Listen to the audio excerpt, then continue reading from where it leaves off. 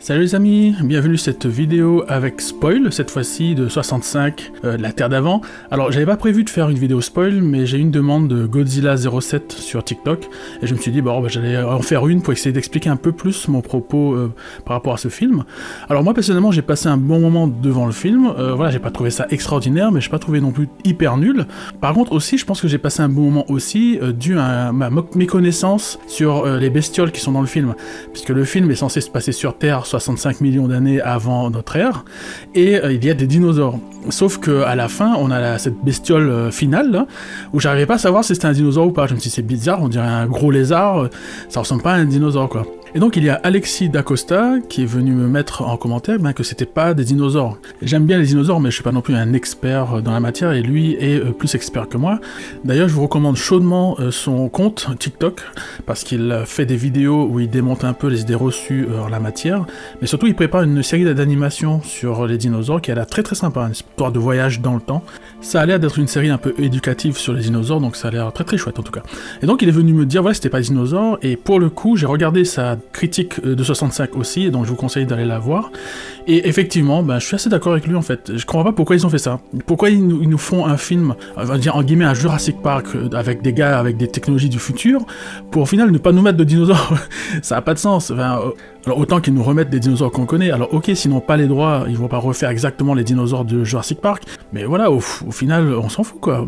Mettez-nous des dinosaures. Allez pas nous faire des trucs qui ressemblent à rien quoi, qui ressemblent pas à des dinosaures, parce que l'idée, c'est que le film se passe sur la Terre. Et c'est ça que j'attendais, et c'est vrai qu'à la fin je me suis dit mais c'est quoi cette bestiole, ça ressemble pas à un dinosaure, et au final ça n'en est pas un, c'est complètement débile.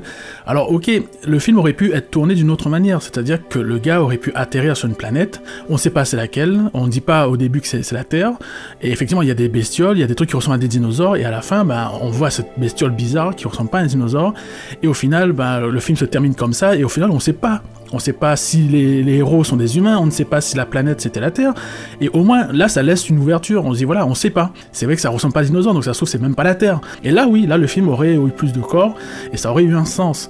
Mais comme on nous dit dès le départ c'est la Terre, pourquoi nous fait des bestioles qui ne sont pas des dinosaures? Là pour le coup je sais pas trop, je trouve que le film là c'est foiré complètement. Ça a pas de sens de ne pas avoir vraiment installé le film dans une réalité, en tout cas des hypothèses que l'on a pour l'instant sur les dinosaures. Voilà, après on va parler un peu du scénario même du film. Voilà, moi j'ai passé un bon moment devant, puisque le scénario est pas complètement nul, mais je trouve qu'il est pas assez fort. Il est construit d'une manière qui casse un peu ses effets en fait. Bien sûr, la force du film c'est son thème, c'est-à-dire la paternité, la famille, et la relation naissante entre le héros et la seule survivante du crash. Et mon souci c'est que le film manque un peu de force quand les deux personnages se réunissent, justement parce que c'est pas très bien installé pour moi.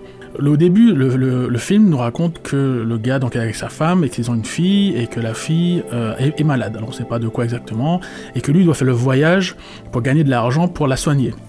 Mais malheureusement, pendant son voyage, sa fille meurt. Sauf que cette information est hyper importante, je trouve, pour la psychologie du personnage, mais elle est dévoilée un peu plus tard dans le film. Et c'est complètement idiot, puisqu'on a une scène où il y a la gamine qui est survivante, qui regarde des enregistrements de la fille du héros, et la manière dont c'est montré, on le sait, en fait, on le comprend qu'elle meurt. Et on le comprend d'autant plus qu'à un moment donné, le héros, après son crash, il envoie un message pour dire qu'en fait le vaisseau s'est crashé, qu'il n'y a pas de survivants et de ne pas envoyer de secours, et il prend une arme et on voit qu'en fait il veut se suicider. Sauf qu'au début on ne comprend pas pourquoi il veut se suicider. On se dit mais qu'est-ce qu'il fout? Et en fait, on le comprend après, parce que quand on sait que sa fille est morte, et qu'au final le mec il a plus du tout d'espoir en fait, il a perdu totalement espoir, il est en pleine dépression du fait d'avoir perdu sa fille, ce qu'on comprend. Mais cette information là pour moi elle aurait dû être donnée au début, que l'on soit avec lui, qu'on comprenne sa psychologie, parce que la perte d'un enfant, la plupart des gens sont capables de le comprendre, je vais dire, et c'est assez fort. Et donner cette information au début, ça nous aurait vraiment permis d'être avec lui et de comprendre son geste de suicide, quoi. On l'aurait compris dès le début. C'est pour ça que je trouve le film trop court, parce qu'il manque un bout au début. Parce que le gars, quand même, il va partir pendant 2 ans, donc dans un vaisseau spatial avec des gens cryosommeil, donc il est tout seul pendant 2 ans pour amener ces gens à bon port.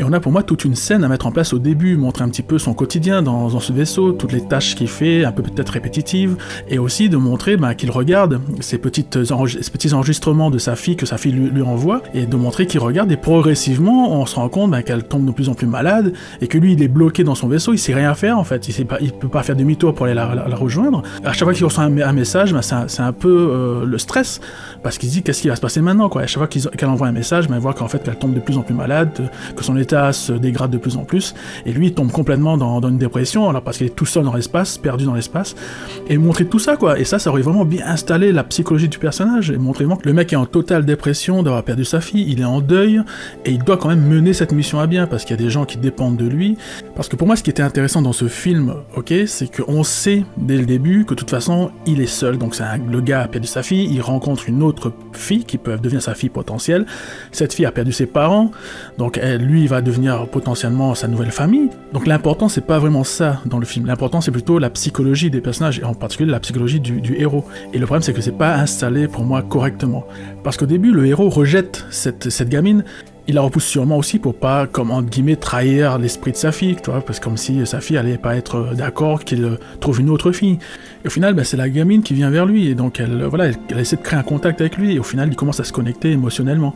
Alors après, il y a l'autre côté aussi, l'autre intrigue de l'histoire, c'est que le héros ment à cette gamine en lui faisant croire qu'ils vont retrouver ses parents en haut d'une montagne où se trouve en fait la navette pour quitter la planète. Et donc la gamine va croire ça tout le long, et arriver sur place, elle va se rendre compte en fait, il n'y a pas ses parents. Ce qui est un peu compliqué dans cette intrigue, c'est que en fait, quand la gamine se rend compte que ses parents sont pas là, et ça se règle assez vite en fait, c'est-à-dire qu'elle accepte assez vite que le gars lui ait menti, mais le problème c'est qu'ils ne parlent pas la même langue. Donc je me dis mais comment elle a pu comprendre que le gars lui a menti pour l'amener jusqu'à la montagne pour quitter la planète. Là ça fonctionne plus trop là, à ce moment-là, pour moi en tout cas. Personnellement, en tout cas, j'aurais construit le truc différemment, c'est-à-dire que j'aurais fait que la gamine sait dès le début que ses parents sont morts, et qu'elle aussi, elle est en deuil, qu'elle soit complètement dévastée par la mort de ses parents, et qu'elle n'ait plus que cet homme-là sur qui compter. Et au début, les deux pourraient se repousser en fait, se rejeter progressivement, et puis on garde la même structure que le film, c'est-à-dire que la gamine, au fur et à mesure, commence à essayer de se rapprocher de lui, mais lui, il la repousse, parce qu'il est toujours en deuil, et au bout d'un moment, ils commencent à s'attacher l'un à l'autre, et quand la gamine se retrouve en danger, lui, c'est comme si c'était sa fille, quoi, qui se retrouve en danger. Et il y a une scène assez forte dans le film qui représente ça bien, c'est qu'à un moment donné, le gars est pourchassé par 2 dinosaures, donc il est sous une espèce de structure en métal, et la gamine, pour détourner l'attention d'un des 2 dinosaures, elle projette un hologramme de la fille du héros. Et donc on a la grosse gueule du dinosaure là qui essaie de choper l'hologramme comme ça, mais qui arrive à rien choper parce que l'hologramme n'existe pas. Et donc de ce que j'ai compris, l'hologramme représente le souvenir que le héros a de sa fille. Et que le fait que le dinosaure arrive à côté et essaie de le choper, c'est juste pour montrer en fait que c'est plus elle qu'il doit sauver, puisque elle est morte, c'est fini. Je veux dire, c'est plus qu'un souvenir, c'est plus qu'un hologramme. Et que la personne qu'il doit sauver maintenant, c'est la gamine, voilà, qui est dans le vaisseau et qui, voilà, projette l'hologramme, quoi. Et à ce moment-là, le héros reprend un peu du poil de la bête, voilà, bon, tue les 2 dinosaures. Mais voilà, c'était un peu ça l'idée. Et je trouve que cette scène est plutôt forte, en fait, dans le film. Et comme tout le reste n'est pas installé depuis le début, en fait, pour nous permettre vraiment de nous accrocher à ce que vit le héros, cette scène fonctionne moins bien, en fait. Elle est un peu plus faiblarde. Et c'est pareil du côté de la gamine, je trouve qu'on aurait dû développer un peu plus aussi sa psychologie, comprendre un peu ce que ça crée chez elle, la perte de ses parents, et aussi montrer que progressivement, elle trouve en le héros une figure paternelle. Au départ, elle le rejette, et puis au bout d'un moment, elle se rend compte qu'il agit comme un père avec elle, et qu'au final, elle va commencer à s'attacher à lui. Mais bon, ici, clairement, ils ont préféré faire en sorte qu'elle ignore que ses parents sont morts, pour éviter, justement, d'avoir à trop développer sa psychologie à elle, quoi. Ce qui est un peu con, en fait, parce qu'au final, on a 2 personnages, et comme ce sont les 2 personnages principaux de l'histoire, il aurait été intéressant de développer leurs 2 psychologies, et progressivement qu'ils se rapprochent pendant l'histoire, et pendant ce qu'ils vont vivre sur la planète. Alors que là, on développe réellement que le héros, et encore, c'est pas hyper, pour moi, bien développé, parce qu'on perd un peu de force dans ce qui va suivre, et même la fin, à la fin on ne nous montre pas ce qui se passe après. Alors c'est vrai qu'il n'y a pas besoin de voir autre chose de plus, parce qu'on comprend qu'ils vont devenir une nouvelle famille, ils vont former une nouvelle famille, mais le problème c'est que voilà, ça se termine un peu vite je trouve, et j'aurais aimé avoir un peu plus, limite nous montrer un peu quand il revient chez lui, et qu'il présente la gamine à sa femme, et voir un peu la réaction de sa femme, qui elle aussi a perdu un enfant, et voir un petit peu comment ça se passe, entre guillemets quoi, ça peut durer 2-3 minutes quoi, il n'y a pas besoin de montrer tout un truc, mais ça aurait été plus intéressant vraiment pour moi, pour vraiment finir bien cette histoire, et avoir une conclusion où ces 2 parents qui ont perdu quand même un enfant retrouvent leur fille au travers de cette gamine. Voilà, merci beaucoup d'avoir regardé cette vidéo jusqu'à la fin. Dites-moi un peu ce que vous en pensez, est-ce que vous avez aimé le film, ce que vous l'avez détesté, hein. Est-ce que vous trouvez que le fait qu'ils mettent des dinosaures qui n'existent pas, est-ce que ça a un sens par rapport à l'histoire? Est-ce que vous aussi, vous avez trouvé que le personnage principal n'était pas assez travaillé, entre guillemets, qu'on n'a pas installé assez de choses au début pour nous faire vraiment nous accrocher à la psychologie de ce personnage tout le long du film? Dites-moi un peu ce que vous en pensez en commentaire, je viendrai vous répondre avec plaisir, et rendez-vous à la prochaine vidéo.